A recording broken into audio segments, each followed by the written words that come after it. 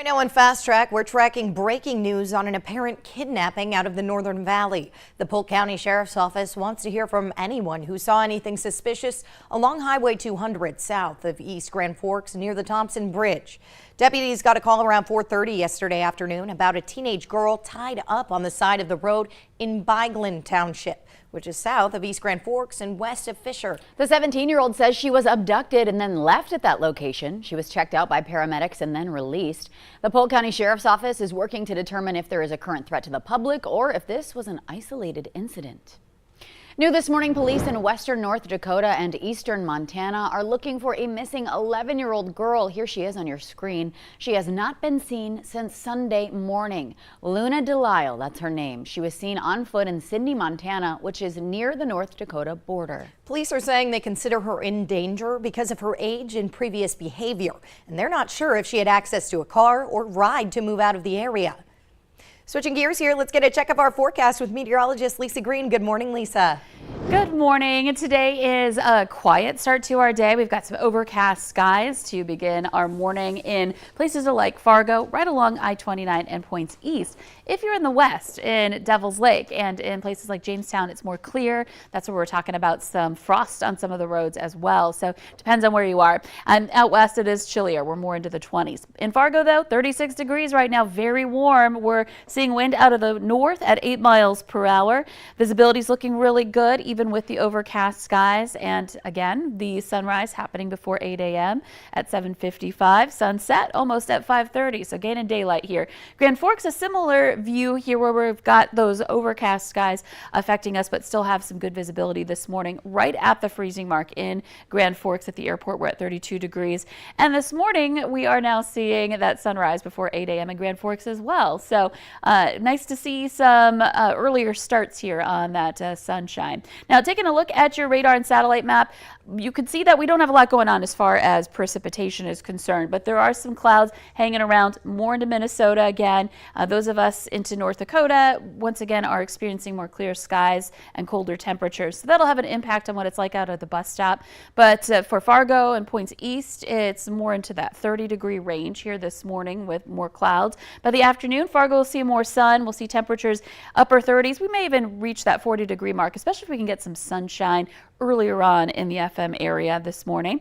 And wind turns more southwesterly coming up for today as well with a little bit of a breeze. We'll have some gusts into the 20s. Now, making our way into the rest of the week, it's just going to be warm. We're talking about Wednesday, potentially surpassing record highs. The record for tomorrow is 45 for Fargo. We are forecasting 48, looking at some 40s through the rest of the week and to kick off February. And Saturday, again, watching out for some rain showers coming up for Saturday that could have some impacts on your plans. I'm not expecting heavy rain, but still a possibility. There may be a little more gloomy and rainy. And then next week, more 30s and 40s coming up here. We just keep things rolling in your 11-day planner with some milder temperatures ongoing to start a new month in the heart of winter time here. Absolutely crazy, those numbers. Yes, very warm. And again, tomorrow I'll be watching out for some records. Today, we mentioned this a little earlier, we're going to be warm today, but it's going to be even warmer in western parts of the state. Dickinson is threatening their all-time January record today of 63 degrees. We'll see if they get there. Crazy. And we'll let you know tomorrow morning if they actually made that record. And of course, we'll be watching for records ourselves. Yeah, we'll see if they bust out the pools over there. Yeah, 63 sounds like pool weather right now. Yeah, thank you, Lisa. A Marshall County, Minnesota man is going to prison for 18 years for the beating death of his ex-wife. We're talking about Anders Odegaard. He pleaded guilty to unintentional murder in the 2022 death of Carissa Odegaard, which happened in front of their children.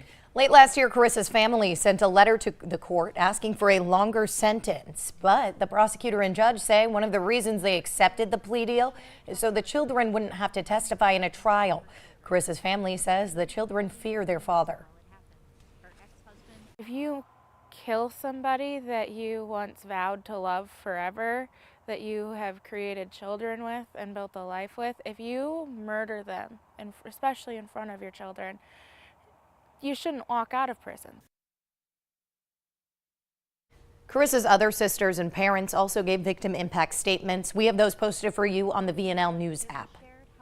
A Dilworth man is facing charges of sexually assaulting a child. Court documents allege 59-year-old Arden Archer assaulted a girl more than once. She says she was 11 years old when it began. She says Archer threatened her if she told anyone. Archer so far denies the allegations. A Moorhead woman is pleading guilty to a hit-and-run crash that seriously hurt a 12-year-old boy. Jacqueline Swanson was charged last April with gross negligence while driving and leaving the scene of a collision. Charges came after 12-year-old Zamir Rayford was hit while riding his bike. He was seriously hurt and broke several bones. A man is in jail suspected of an armed robbery in Fargo yesterday. The Red River Valley SWAT team and Metro Street Crimes Unit executed a high-risk search warrant in the 600 block of 11th Street North, arresting 34-year-old Claudio De Gallardo. He's being held in the Cass County Jail.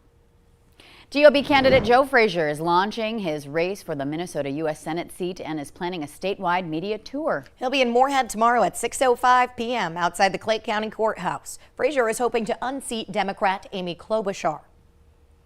Consumer alert for you this morning. Toyota is warning drivers of more than 50,000 older vehicles to park them immediately until they get their airbags fixed.